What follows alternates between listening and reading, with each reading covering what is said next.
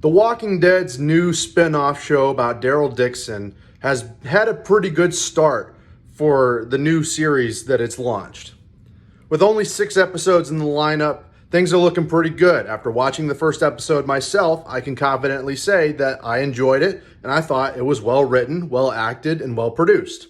Given my low expectations for the series overall, I was pleasantly surprised to see that I really did enjoy that first episode, and I was curious to see how the series would go and how it would continue this story.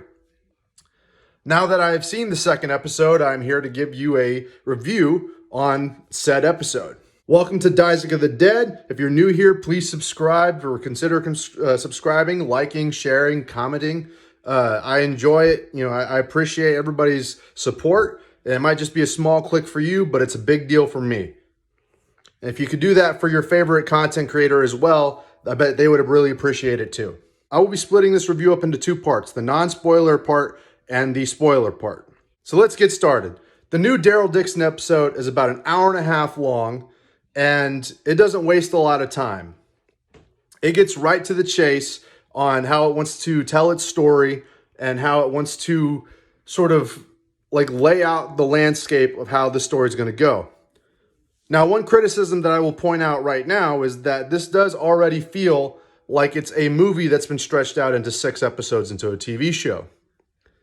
Now, normally I would say that's a bad thing, but it's not bad for this show in particular. And it still got me intrigued because there are questions that need to be answered, and it looks like they intend on answering them in this series, instead of leaving us hanging with things like Rick or the CRM or whatever, right? And one of the things that I actually do enjoy about this show is that the camera work looks like it is filmed like a movie. So there is like that element to it that it's like an HBO show, like it has higher production quality. The acting is still on point, the production is still on point. And I have like generally favorable review here for this show. Like so far, it's been competent enough. Like with my threshold for The Walking Dead is, it's between good, bad, or do I hate it, right? Like like how much do I enjoy it? How much do I hate it? Is it actually good or not? It could be good and I can hate it, or it could be bad and I can like it. Like, you know what I mean? This show so far is sitting at a level that it's actually good and I am enjoying it. However, I do have my concerns, and I will be getting into those concerns in the spoiler section. But so far, they have maintained their pace from the first episode, keeping the story going at a pretty consistent pace. However, the second episode does kind of have a slowdown point of unnecessary side quests, which is something that you see with shows like The Mandalorian and even with like The Last of Us. And you're going to be hearing me mention The Last of Us quite a bit. Overall, without going into too many spoilers, for an hour and a half show, it tended to move things at a pretty decent pace with keeping the audience, at least myself, intrigued in the story. So I did not hate it. I actually still enjoyed it. But I did have concerns. And the first hour of the show so far was the best part of the show. The last 30 minutes, although exciting, was easily the weakest point. I will get into that in the spoilers. I will be tuning into next week's episode. And for the 6 episodes overall, I will be reviewing this show entirely. So watch out for my future reviews on this show, and I guess I'll be here to cover it. Even though I'm kind of stumbling and trying to figure out after just watching this new episode what my thoughts are here, I am going to go straight into spoilers for a little bit more context. So this is your spoiler warning right here. If you haven't seen the episode and you want to watch the episode, go watch it now. Click off this video, come back, and we'll go through spoilers together. But this is your warning. I'm just letting you know now. Spoilers from here on. So there are 2 parts there's 2 split up parts of this episode. There's a flashback sequence that grazes over throughout the episode, and then there is the present day sequence. Let's start with the present day sequence. Daryl, the nun that saved him, whose name is Isabel, I learned in this episode, her name is Isabel, the child Laurent, and some chick named Sylvie are all, I assume she was another nun, but like I just say some chick. I'm not trying to be disrespectful, okay? I'm just saying I don't really know her or care right now, She hasn't proven to be a character that I'm really invested in. It starts off with the main characters on a cart traveling to their destination. However, they realize that they can get to their destination pretty quick since they are in France if they just go straight to it. Given that this is a 6-episode series, they kind of have to slow down and stretch out the plot over 6 episodes. So this is where they start running into roadblocks and get into side quests. Their mule gets scared of some zombies, so they let it free. And then they run into basically the lost boys from Peter Pan. Now, I don't hate, I don't hate this episode for the characters that I might dislike. I didn't particularly care for the lost boys, all the lost children that form their own society. I didn't really care for that. I thought it was unnecessary. I thought it was just another side quest. However, there was some good things within that I found to be interesting. One, having the main characters lie about Daryl being a priest, and showing that Daryl needs to have a little bit more compassion. It reminds me a lot about how there was a lot of character development for characters like Joel in The Last of Us. They're giving Daryl this treatment of how they treated Joel in the original Last of Us video game. But it was just kind of this unnecessary side quest where Daryl was like, we need a horse so that we can keep going to our destination. And these kids needed medicine. So what they did is they teamed up to go to a castle that was up the road that was guarded by some evil guy. And they were like, okay, we're going to get the medicine and get the horse. And the children needed the medicine for the adult that was actually taking care of them all the way back before the apocalypse started. Because I was sitting here thinking when Daryl and this group get captured by all these children, I'm like, how are these kids living in the apocalypse? They're children. They're not they don't know how to grow crops. They don't know how to hunt. That's bullshit to me. I don't believe you. So they revealed that their teacher that was in a preschool, that their preschool teacher prior to the apocalypse, because their parents died during the apocalypse, that they all, created their own society after that, was led by that teacher. And now she's dying, so she needs medicine. So in exchange for a horse that, they would go get from the castle, they would also grab medicine. Daryl knows that the teacher is too sick, that the medicine's not going to cure her. So he lies to them about saying that the medicine's going to help to get their help. Along the way, Daryl learns a little bit of compassion for the kids. He sort of learns to lie so that, it's like that weird kind of thing where you lie to try and protect people from being hurt. That's kind of what they did with Daryl. And there's a lot of themes of that in the show. And a lot of that, Isabel lies to Laurent several times about different things, like the donkey, their mule that ran away, whether he was still alive. Lied to Laurent about, his past, his history, who his father was, things like that. Easily, the children thing was the weakest part of the episode for me. I didn't really care for the kids. I don't really care for the girl boss child, leading the lost boys. I didn't really care for much of that. However, I thought it was, as much as it was unnecessary, I understand that within the context of the show, that I understand why they did it. But I just don't get why they chose children of all things. I guess to really tug at the heartstrings, and I can't blame them for that. So this was a very half and half thing for me. I thought it was unnecessary, but at the same time, the context does help. So I'm not going to be too hard on it. Like I said, I still did enjoy the episode for the most part, and I don't hate it, right? That's my threshold there is do I hate it? Do I absolutely despise it? Will I give it a bad review? And I'm not going to give this episode a bad review over one dumb thing. So Daryl goes with the girl boss child to the castle to rescue another kid that's apparently there, I guess. I didn't really catch that part. I don't know if he was captured or whatever the hell the deal was, but they went to go get the medicine, rescue the kid, or get a horse. We find out that the guy who's been stealing stuff from everybody that lives in the castle, that was kind of a huge dickhead to the kids that was mentioned earlier. He was supposed to be some sort of mythical monster. Ended up just being some redneck American guy from Texas. This is the part of the episode where I was frustrated because I was just like, why is he from Texas? How did he get to France? It doesn't make a lot of sense. They did explain, though, that he's been there since before the apocalypse, and he's so crazy that he believes that his family's okay. And Daryl's like, nah, dude, everybody's dead. Haven't you seen the zombies? But they really played this guy off to be some sort of like evil white man thing. Like I don't know if that was what they were intending to do, but it came off like that. And I really hope that wasn't the intended message, because it was very clunky in how they did it. It didn't seem like they could have done a way better job with that if they had not made him American. I don't understand why they chose to make him American. So after Daryl doesn't have the guts to kill the guy, he's just like, all right, tie him up and go take him back to the kids so that they can go kill him. Basically, he's like, let the children decide what to do with them. I said, what, Daryl, what do you think they're going to do? They're going to kill the guy. He stole all their stuff, and he's, keeping the medicine from getting to their teacher. So on the way out of the castle, after breaking into the castle, forgot to mention that Daryl breaks into the castle by himself, basically. He goes over, like Daryl goes over a moat bridge. Like there's a toll bridge, like it comes up, and he puts a grapple and hook over it, and they don't really cut to seeing him climb over it, but he just kind of magically goes over it. But in the moat, this is the cool part of the show that I really liked. In the moat, there were a bunch of zombies, a bunch of walkers in the moat guarding the castle. I thought that was freaking cool. I was like, all right, zombie moat, let's do it.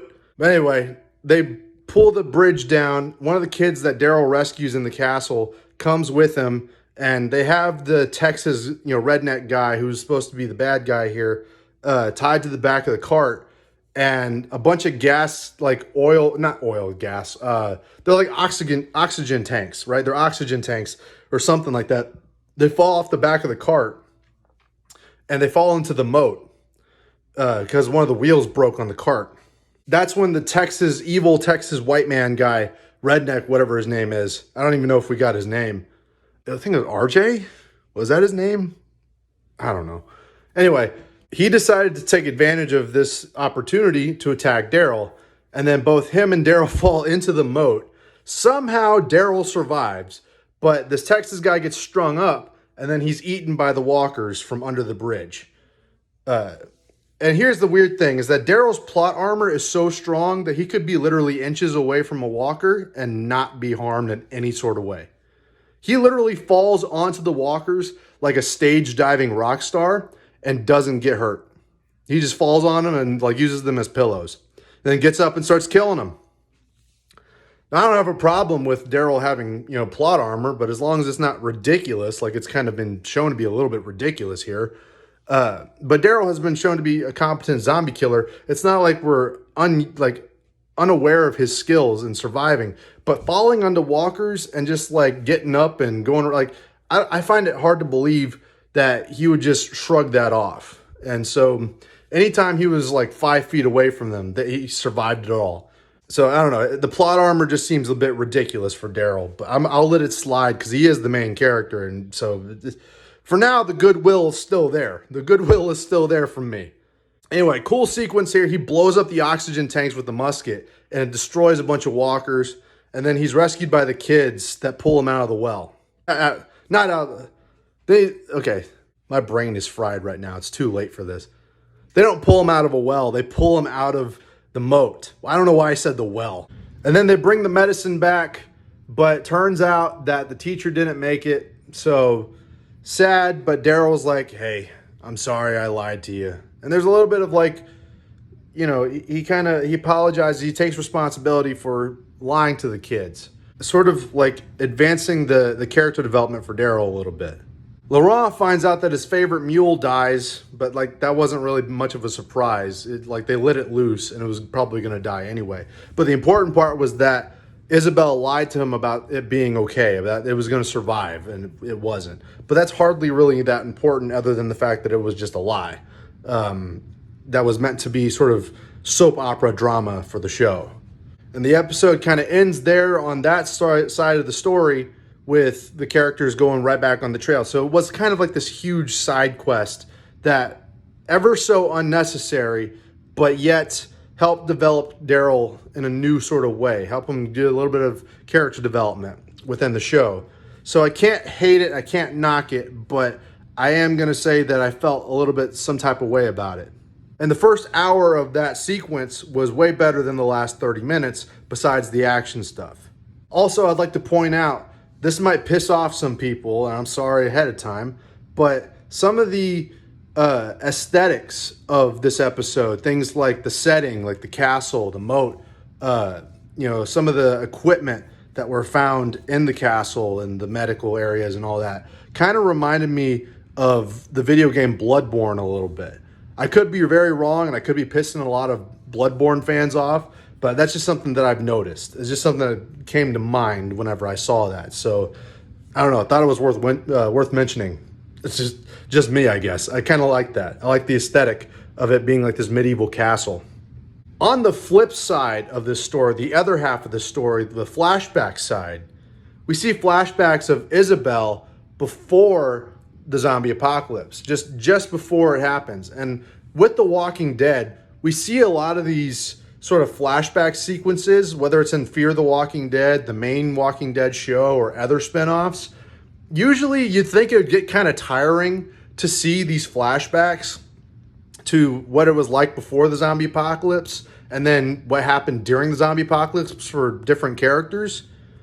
But it hasn't really gotten old for me because I personally find that to be the most interesting part of any zombie fiction is the survival stuff, right? It's more than just living out your life in the after apocalypse, the dystopian future. It's more to me about the horror of society collapsing, and then what do you do to survive as society's collapse falls in on you, and then not only are the people that you used to know and love are turning into zombies, but people who are still alive are going to try and take your stuff too. Some of the prime Walking Dead like gold was within those first 5 or 6 seasons.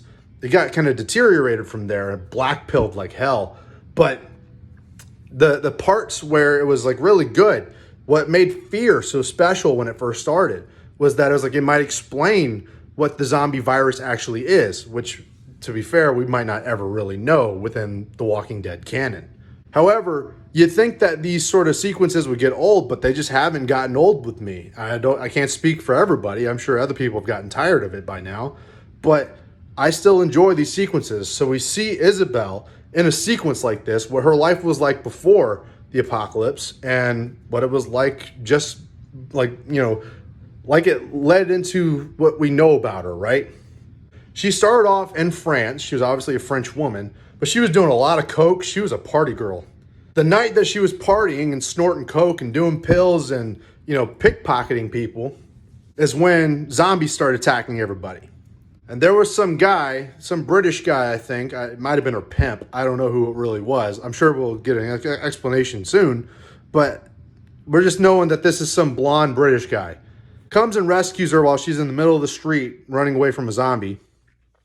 Takes her home to find her sister. Her sister's like, I don't want to go anywhere. I'm too tired. I want to sleep in. And she's like, no, there's a zombie apocalypse going on. We need to go.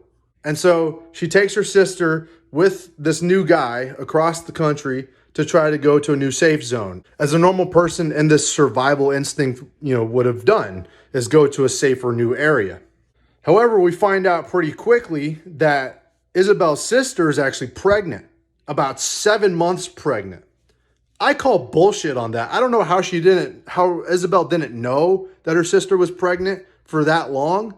And I couldn't for the life of me tell you why her sister didn't tell her sooner. She must have just been ashamed, I guess, but we're not going to go into that whole deal because the point here is that she's 7 months pregnant. But the guy who's taking Isabel is like, hey, she's pregnant. We got to drop her off at a hospital. She's a liability. We can't keep her. So Isabel pickpockets his pocket for the car keys and just takes off.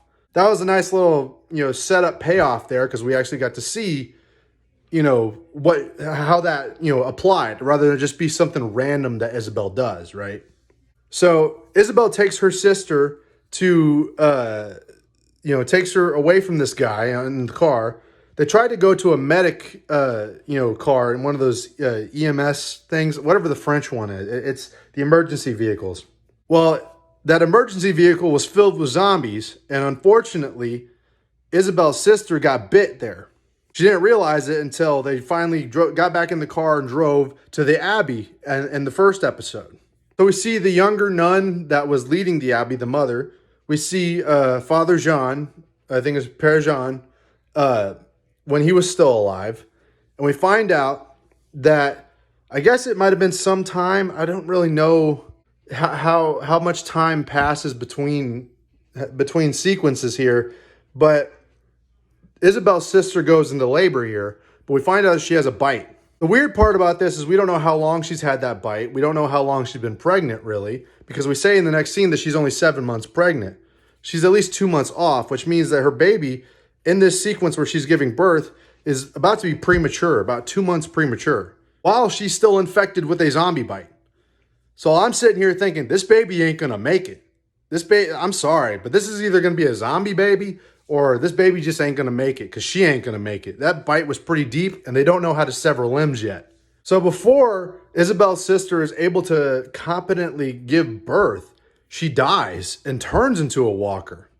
However, Father Jean feels like there's some sort of hope here, so he ends up doing a C-section, or at least I believe it's a C-section. It might not be a C-section, I don't know. But they got the baby out. They got the baby out and was like, okay, we need to save this child. While Isabel's sister is sitting there twitching like the Exorcist, like freaking zombie, dude. And by some miracle, the baby's alive. The baby's fine. It's a regular human baby. Just perfectly fine. And I was just like, whoa, interesting, interesting. By now, I pretty much figured out how this was going to go, because earlier before that, Isabel's sister was like, you have to promise me, Isabel, to protect this baby no matter the cost. I was like, okay, I see where this is going now. And I don't know how good I feel about it, or if I don't really know what to feel about it, right? So a cool thing that they did was, instead of killing Isabel's sister like normal people would have done, Father Jean comes up and tries to do an exorcism on her, which I thought was interesting and kind of cool for the Walking Dead lore, because they don't know to kill these people. They're not alive anymore. They don't know that. So what they assume, since they are Catholics, that they're holy people, they assume that they're possessed by demons. It's the most natural thing that they would assume. So I thought that was a cool way of going about that sequence. But Isabel takes the baby and then decides, seen after statue of Saint Laurent, she was like, I'm going to name this baby Laurent. I'm like, okay. So we find out that Laurent, why he's special, why she thinks that he's the new Messiah, is because he survived the impossible, being a baby born to a zombie mom, also probably 2 months premature, if I'm assuming that's correct. There's a lot of interesting stuff going on here. However, if I were to really be a dickhead about this, I would say this sounds a lot like The Last of Us. That the reason that they think that he's the Messiah is because he has pure zombie blood, that he can't get infected. That sounds a lot like Ellie from The Last of Us. Now, I'm not going to be too judgmental yet. I haven't seen the entire series, so I'm going to wait till the end of it to really give a full sort of judgment on this. But this episode was at least a 6 or 7 out of 10 for me. It was good enough that I didn't hate it, but I still have my concerns, because there are certain things in there that I was like, okay, that's a red flag. I don't know why they chose to have the bad guy be some redneck Texas American guy. I thought that was random and unnecessary. I don't know why they had to do a whole side quest to make this story last longer. And digging deeper into the story as it goes on is not a bad thing. In fact, I think it's one of the stronger parts of this series. I hope they keep up going with that and write like they're adults and not write like they're children. So I definitely recommend this second episode if you haven't seen it. I guess if you've watched this long, you've probably already seen it by now. This is a spoiler section. But those are my thoughts. Do you think I missed anything? I mean, I hope I didn't miss anything. I hope I covered everything as best as I can. I did just get off watching this, and I didn't write a script for recording. So hopefully I got all my thoughts out. If I have something new to talk about, I'll come back for another video. And so I hope to, keep covering this show as long as it runs and, keep monetizing it. But will this end up being a Last of Us ripoff? Will this be a mega disaster written poorly in the end? Is this going to be just another run-of-the-mill TV show that isn't worth watching? Only time will tell, but I'll still be here to cover it. So thank you for watching. This has been Isaac of the Dead with the episode 2 of Daryl Review. If you like this video, please comment, share, subscribe. And go subscribe and comment and like all your other favorite content creators. I'm sure they'll enjoy it too. Thank you guys for watching. I'll see you next time. Also, do what makes you happy. Don't smoke crack.